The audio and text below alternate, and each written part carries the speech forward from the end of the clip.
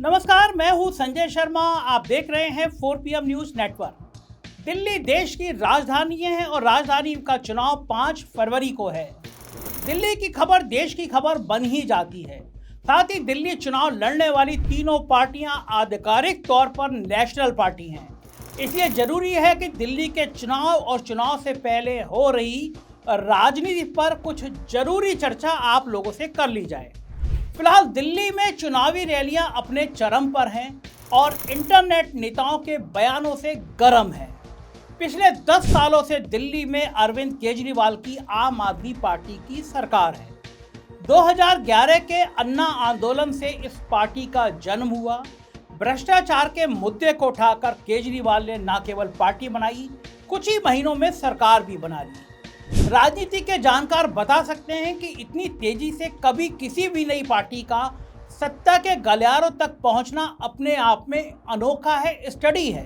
केजरीवाल का पहला चुनाव जितना उनकी अपनी पढ़ी लिखी छवि और आंदोलन की राजनीति की देन था, लेकिन दिल्ली में लगातार और बार बार चुनाव जीतने के पीछे है जनता को दी जा रही अनेकों लाभकारी सुविधाएं। वहीं दूसरी तरफ दिल्ली में सत्ता के लिए भाजपा पिछले 25 सालों से छटपटा रही है और इस फ्रस्ट्रेशन में केजरीवाल की समाज कल्याण की योजनाओं को भाजपा और उनके नेता मुफ्त की रेवड़ी कह रहे हैं। रेवड़ी वाला बयान सबसे पहले नरेंद्र मोदी ने आज से 2 साल पहले दिया था। आइए इसे सुन लेते हैं। आजकल हमारे देश में मुफ्त की रेवड़ी बांटकर वोट बटोरने का कल्चर लाने की भरसक कोशिश हो रही है। ये रेवड़ी कल्चर देश के विकास के लिए बहुत घातक है। इस रेवड़ी कल्चर से देश के लोगों को और खास करके मेरे युवाओं को बहुत सावधान रहने की जरूरत है। आज की वीडियो में हम देखेंगे कि क्या मोदी का ये बयान ठीक है, क्या केजरीवाल मुफ्त में रेवड़ियों की तरह चीजें बांट रहे हैं या फिर सच्चाई कुछ और है। गोदी मीडिया आपको दिखा कुछ और रहा है। प्रजातंत्र यानी डेमोक्रेसी की बहुत ही सुंदर परिभाषा अब्राहम लिंकन ने दी थी। लोगों से बनी हुई वो सरकार जो लोगों द्वारा लोगों के काम के लिए चुनी गई हो। Of the people, by the people, for the people. सरकारों में मोदी और केजरीवाल जैसे लोग बैठे हैं, मतलब लोगों की सरकार है। हम सब वोट डालते हैं तो साफ है कि लोगों ने इसे चुना है। तीसरी सबसे जरूरी बात है फॉर द पीपल, यानी वो सरकार जो लोगों के लिए काम करे। अब मेरे और आपके जैसे जनता सरकार से क्या चाहती है? हमारे बच्चों के लिए सस्ती और अच्छी शिक्षा हो, परिवार में कोई बीमार हो जाए तो बढ़िया इलाज हो और हमारी जेब ना कटे, बाहर काम करने निकले तो काम का सही दाम मिले। इस तरह की मूलभूत सुविधाएं चाहना किसी भी वोटर का अधिकार है। अब वापस दिल्ली और रेवड़ियों की बात करता हूं। हमारे देश में हर 6 महीने में कहीं ना कहीं चुनाव होते हैं। हर चुनाव के कुछ घिसे पिटे मुद्दे होते हैं जो झूठे वादों की तरह बस भूलने के लिए कर दिए जाते हैं। लेकिन केजरीवाल की राजनीति में आने से पहले सरकारी स्कूल किसी भी चुनाव का मुद्दा नहीं होते थे। केजरीवाल के समर्थकों या फिर धुर विरोधी सब एक बात तो मानते हैं कि आम आदमी पार्टी ने दिल्ली में सरकारी स्कूलों का नक्शा बदला है। मुझसे केजरीवाल ने अपने इंटरव्यू में भी कहा कि हम तो बात करते हैं स्कूल की, बिजली की, पानी की। सुनिए क्या कहते हैं वो। ने तो खुलेआम बोला है कि भाई हमने दिल्ली में स्कूल ठीक कर दिए, बाकी पार्टियां हमें बुला लें, हम उनको सिखा देंगे उनके राज्यों में कि आपको स्कूल कैसे ठीक करने हैं। हम वहाँ चुनाव ही नहीं लड़ेंगे। हमें चुनाव लड़ने की क्या जरूरत है? हम विजुलाइज करते हैं कि एक दिन ऐसा हो जब देश के हर बच्चे को अच्छी एजुकेशन मिलने लगे, हर सरकारी स्कूल में पढ़ने वाले बच्चे को शानदार एजुकेशन मिले और प्राइवेट वाले में को भी शानदार एजुकेशन मिले। अब इसके 2 मॉडल हैं अगर आप आज की तारीख में विजुलाइज करो। एक ये है कि हम दिल्ली में कर रहे हैं, आज हमारी 2 राज्यों में सरकार है, पंजाब में हम कर रहे हैं, उससे सीख के पूरे देश की सारी पार्टियां जहां जहां जिसकी सरकार है कर लें, 5 साल में देश तरक्की कर जाएगा।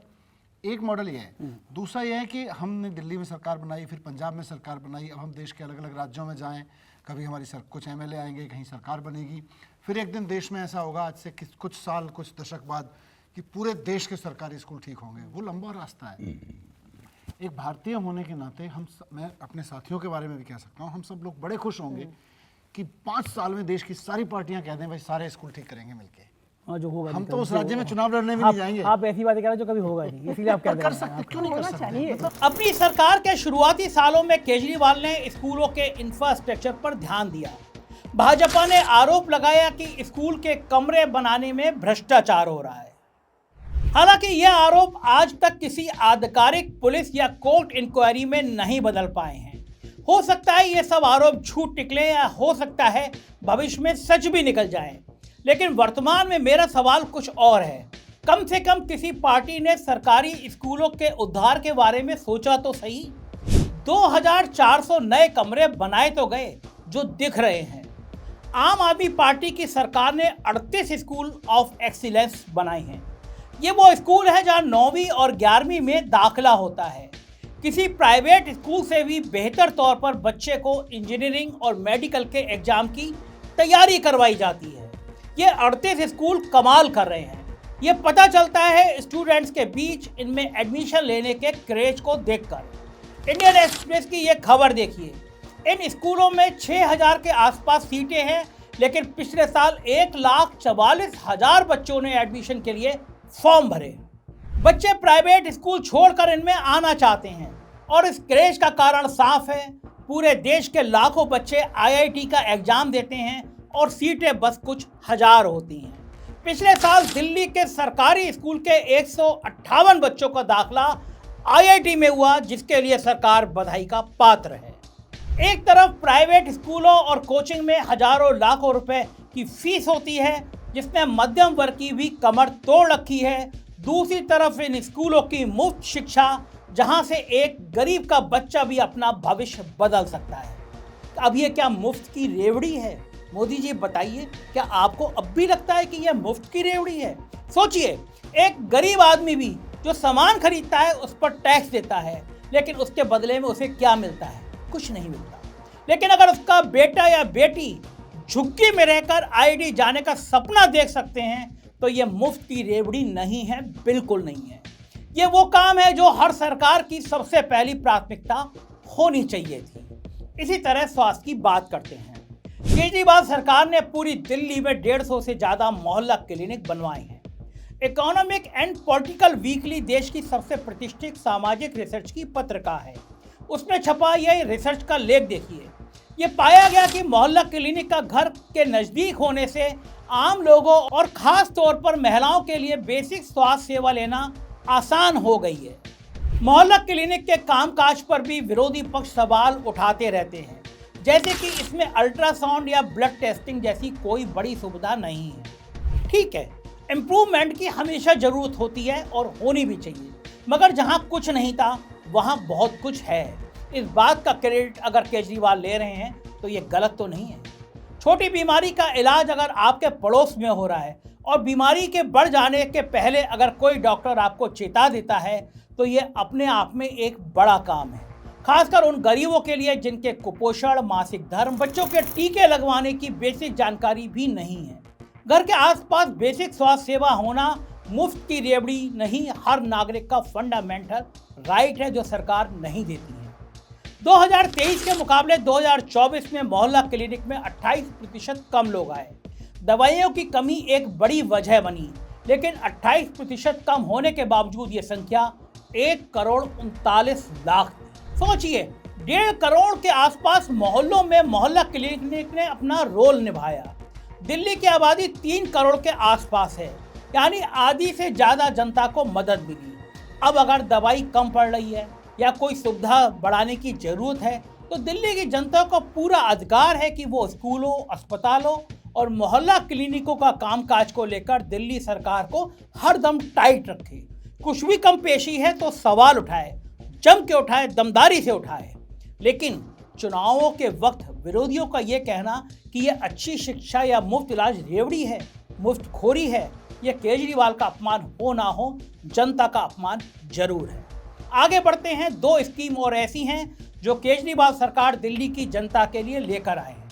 खासकर इन 2 स्कीमों को भाजपा और इसके नेता रेवड़ी और मुफ्तखोरी की संज्ञा में डालते रहते हैं।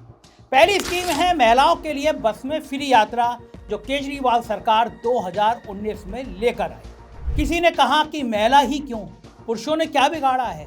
फिर एक दूसरा सवाल उठता रहता है कि मध्यम वर्ग हो या अमीर, ये लोग तो अपने व्हीकल से चलते हैं, पेट्रोल के पैसे देते हैं, लेकिन गरीब मुफ्त में बसों में घूम रहे हैं।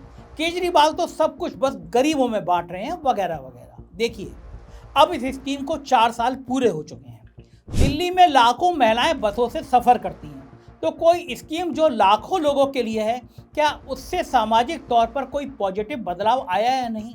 इस बात का जवाब भी एक व्यापक रिसर्च ही दे सकती है।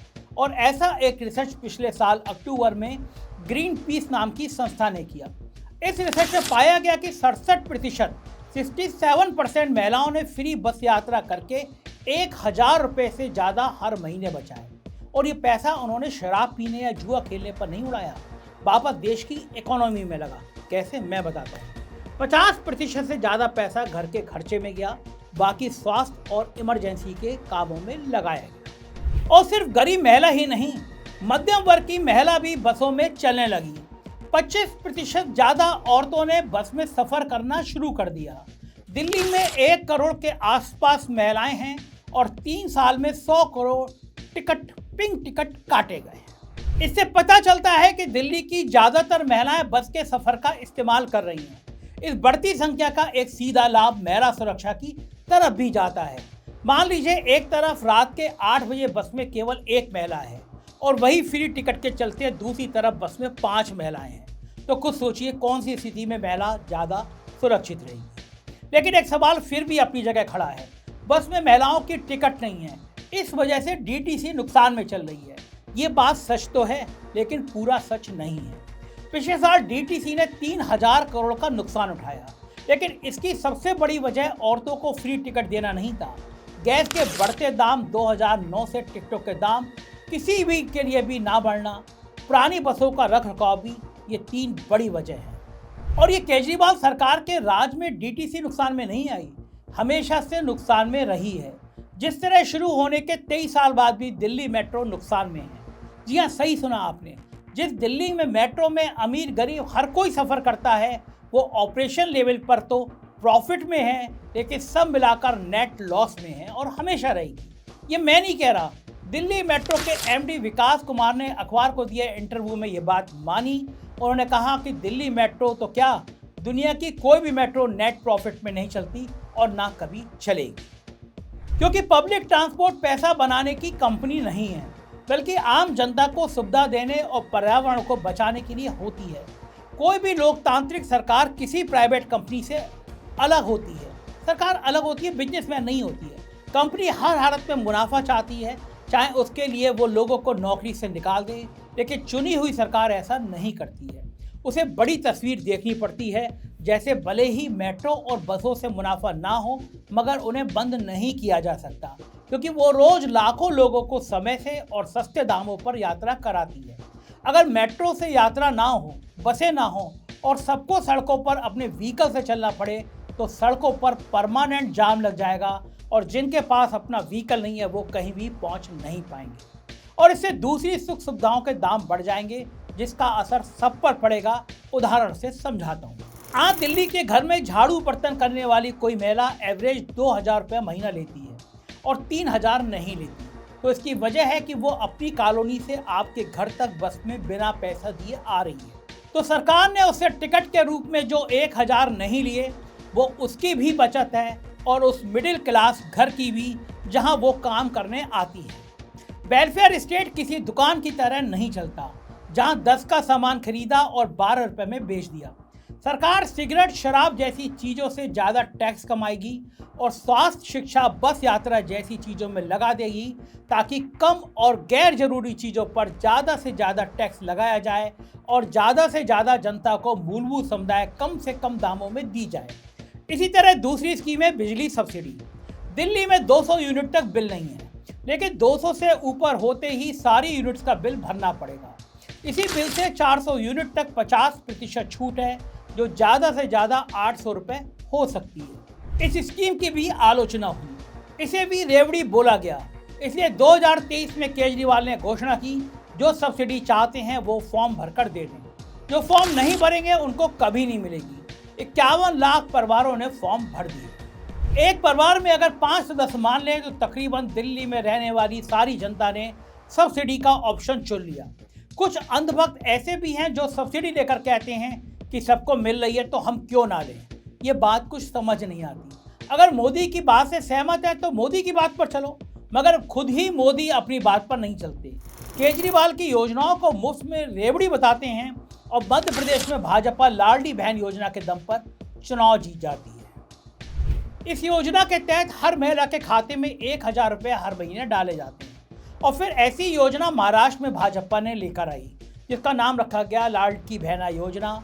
इसमें 1500 रुपये हर महीने महिलाओं को दिए गए। इस योजना का अहम योगदान रहा महाराष्ट्र में फिर से भाजपा की सरकार बनाने में। जब मोदी इन राज्यों में बात करते हैं तो इन योजनाओं को देश के लिए अपना कर्तव्य बताते हैं, मगर जब दूसरी पार्टी करे तो उसे मुफ्त की रेवड़ी, ये कैसा दोगलापन है। लेकिन मेरे मन में कोई शंका नहीं है, ना आपके मन में होनी चाहिए। चाहे केजरीवाल की मोहल्ला क्लिनिक हो या मोदी की आयुष्मान योजना, चाहे मुफ्त शिक्षा हो या फिर सब सरकारों द्वारा चलाई गई मिड डे मील स्कीम, चाहे सस्ता पब्लिक ट्रांसपोर्ट हो या अच्छी सड़कें, केजरीवाल मुफ्त में बस का सफ़र कराएं या मोदी जी उज्ज्वला योजना से सिलेंडर पर सब्सिडी दें, इनमें से कुछ भी मुफ्त की रेवड़ी नहीं है। ये सब वो मूलभूत सुविधाएं हैं जिन पर हर गरीब का, हर नागरिक का अधिकार है। कि मैं निजी तौर पर खाते में सीधी रकम के पक्ष में नहीं हूँ, चाहे कोई भी पार्टी, क्योंकि 1000 या 2000 रुपये हर महीने किसी महिला के खाते में डाल देने से उसका जीवन नहीं बदल जाएगा, मगर सरकार को उसके लिए रोजगार, शिक्षा, स्वास्थ्य ना देने का बहाना जरूर मिल जाएगा। छात्रों को स्कॉलरशिप और विकलांग या बूढ़े लोगों की पेंशन पर के अलावा किसी के खाते में सीधे पैसे नहीं दिए जाने चाहिए, बल्कि ऐसा माहौल बनाया जाना चाहिए जहां आदमी मेहनत करके कमा कर खा सके। देखिए, हर नागरिक देश को आगे बढ़ाने में मदद करता है।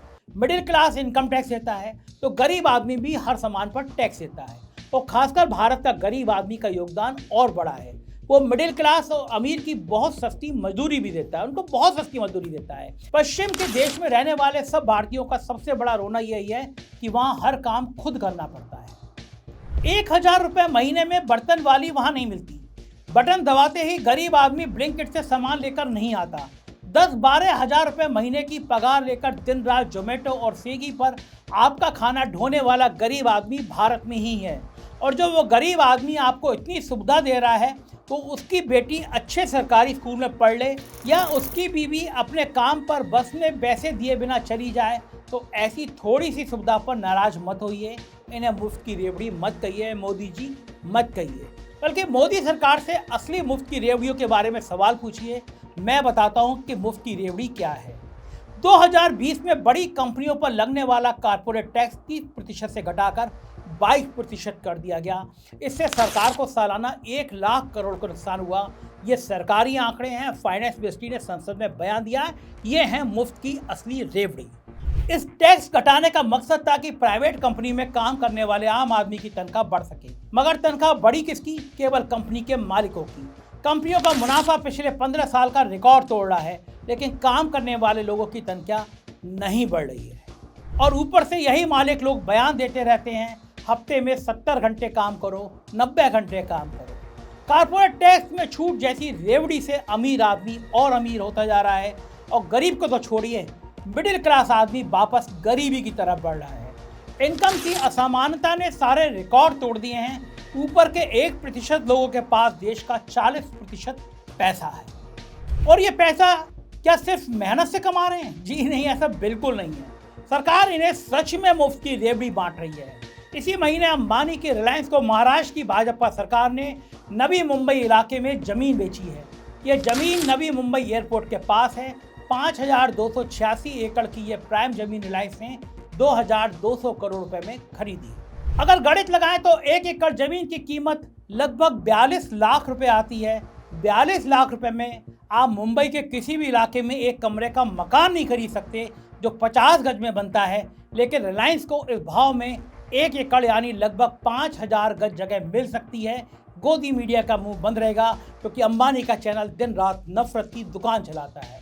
अब इसी सस्ती जमीन पर ये करोड़ों के मकान बनाएंगे और हमें बेचेंगे, और साथ में वाही भी लूटेंगे कि हमने देश में विकास किया।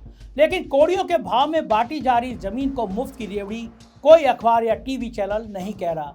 गौर से सोचिए, देखिए, गरीब आदमी आपका हक नहीं खा रहा, वो बस कुछ सुविधाएं पाकर जी रहा है। असली रेवड़ियां मोदी जी के अमीर दोस्त खा रहे हैं और आपके हक का ये पैसा आपकी आंखों के सामने लुटाया जा रहा है। तो आप सही सवाल पूछिए, मेरे साथ सवाल पूछिए। बात अच्छी लगी तो अपने दोस्तों तक भेजिए। चैनल को सब्सक्राइब और ज्वाइन करना ना भूलें। बहुत बहुत शुक्रिया। Thank you.